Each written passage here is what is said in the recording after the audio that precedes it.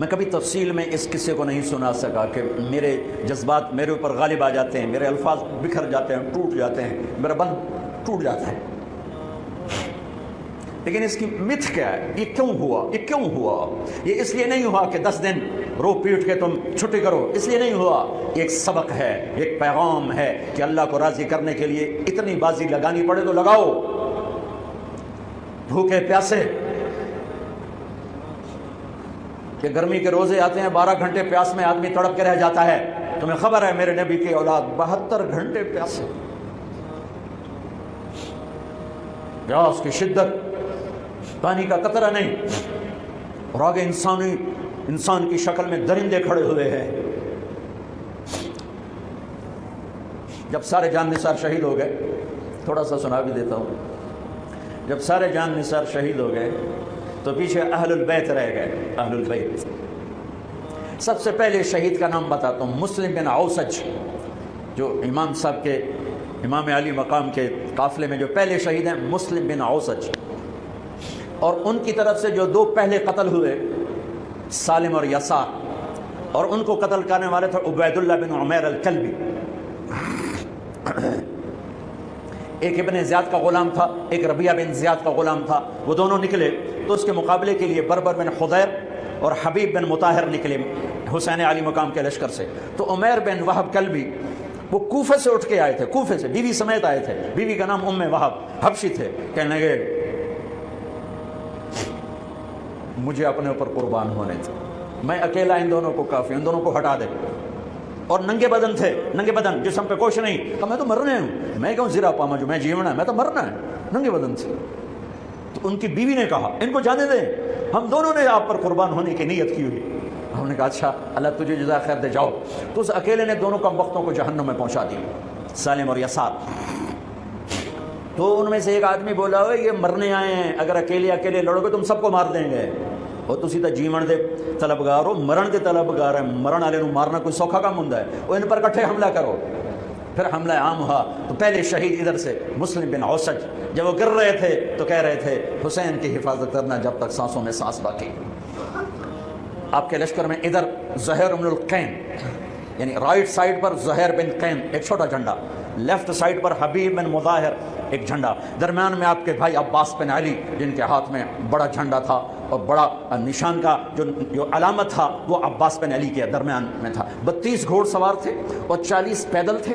جب انہوں نے پہلا حملہ کیا تو 32 نے 3000 کا منہ پیچھے کر دیا۔ تو ابن زیاد نے کہا پہلے ان کے گھوڑوں کو مارو، ان کے گھوڑوں کو مارو۔ تو 500 تیر اندازوں نے کٹھے ان کے گھوڑوں پہ تیر چلائے تو سب کے گھوڑے گر کے ختم ہو گئے۔ پھر ساری پیدل ہو گئے، تو پھر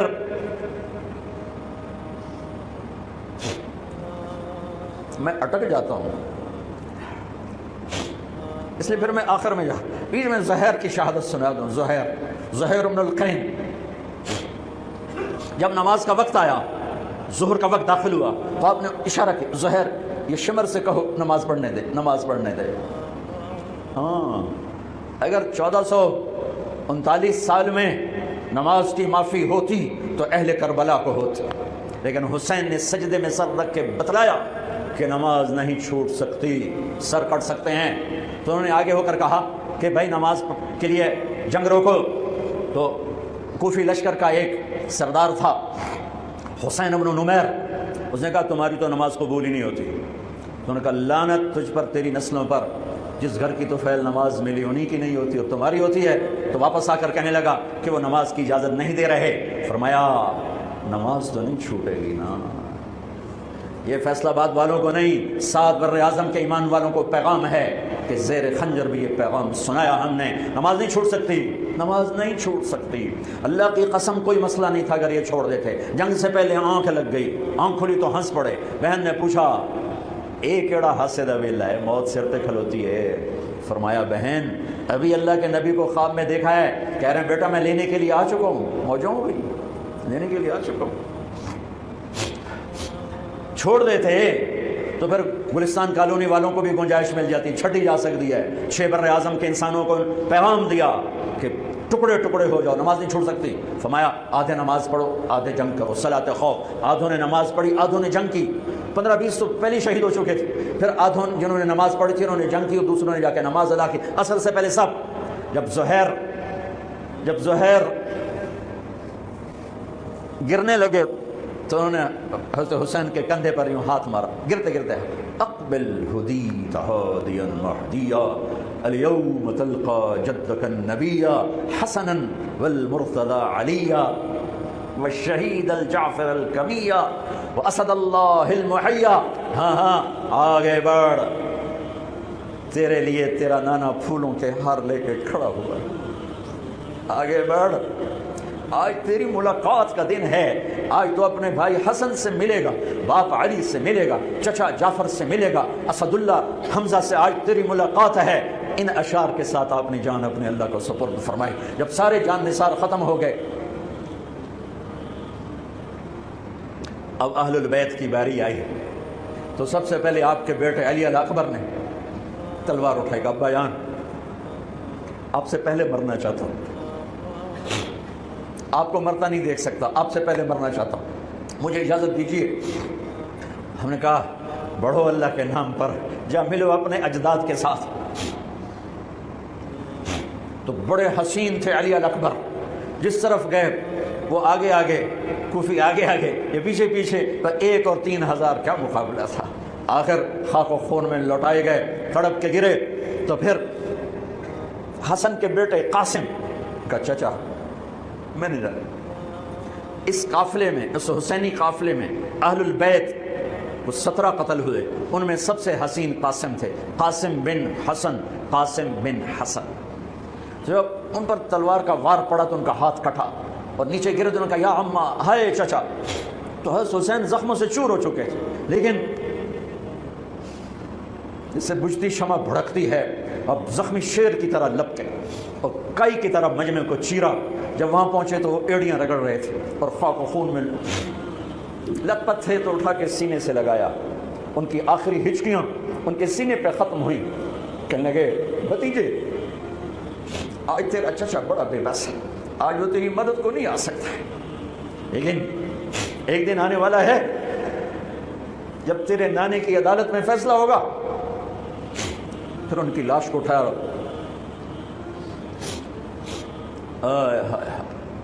عبداللہ بن حسن، ابو بکر بن حسن، قاسم بن حسن، علی بن حسین لاشیں پڑے ہوئے ہیں۔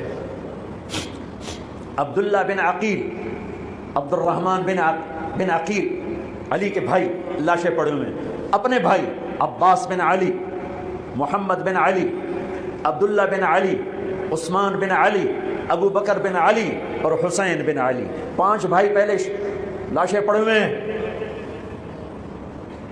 اون بن عبداللہ بن جعفر، محمد بن عبداللہ بن جعفر، عبد الرحمن بن مسلم بن عقیل، جعفر بن مسلم بن عقیل، عبداللہ بن مسلم بن عقیل، عبداللہ بن ابو سعید بن عقیل، یہ سب اہل البیت ہیں جن کے لاشوں کے انبار ہیں۔ اور آخر میں ایک بچہ 2 سال کا عبداللہ، آپ کو خواب و خیال بھی نہیں تھا کہ اس بچے پر بھی کوئی اس طرح کا ظلم و ستم ڈھائے گا، تو آپ جب اکیلے رہ گئے تو آپ نے کہا عبداللہ کو بھیجو۔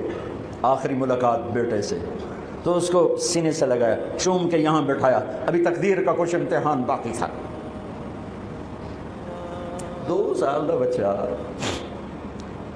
شامی لشکر سے بنو اسد کا ایک بنو ابن الموقد، اس نے تیر جو چلایا خطا بھی جا سکتا تھا، یہاں آ کے لگا اور پار ہو گیا، بچے کی گردن ایسے ڈھلک گئی، یہاں امام علی مقام۔ ارے بھائی، میں قطر ہاسپٹل گیا کسی کام، تو وہاں کسی کا بچہ تھا منگوڑے میں، ہاسپٹل میں، ویسے تڑپ رہا تھا، پتہ نہیں اس سے کیا تھا، اور اس کی ماں ایسے اس کو کھڑی دیکھ، یہ منظر میں آج تک نہیں بھولا۔ اس ماں کے چہرہ، صرف اس کی آنکھیں نہیں رو رہی تھی، مجھے اس کا سارا وجود روتا ہوا دکھائی دیا۔ اس بچے کے اوپر ڈاکٹر کھڑے ہوئے ہیں، اچھا نہیں کیا، مجھے نہیں پتا اس کو کیا تھا، وہ ایسے بے قرار ہو کے تڑپ رہا تھا۔ یہ 2001 کا واقعہ ہے، 16 برس گزر چکے ہیں، میں واقعہ نہیں بھول سکا ہوں۔ اس باپ کو سوچو جس کے سامنے 2 سال کے بچے کے گردن کے تیر پار ہو گیا ہو، اور پھر وہ خون، یہاں بچے کا خون دونوں ہاتھوں میں لیا اور یوں آسمان کی طرف بلند کر کے کہا میرے رب، بس تو راضی ہو جا، تو راضی ہے تو کم ہی بڑھ گئے. یہ پیغام ہے فیصل آباد کے تاجروں کو، پورے ملک کے تاجروں کو، پوری دنیا کے اہل ایمان کو، کہ اللہ کو پانے کے لیے ہر سودا قبول ہے، قبول ہے. ہاں پھر کھڑے ہو گئے کہ چل بچیا تو چل، تیرا پیو بھی آ رہا ہے.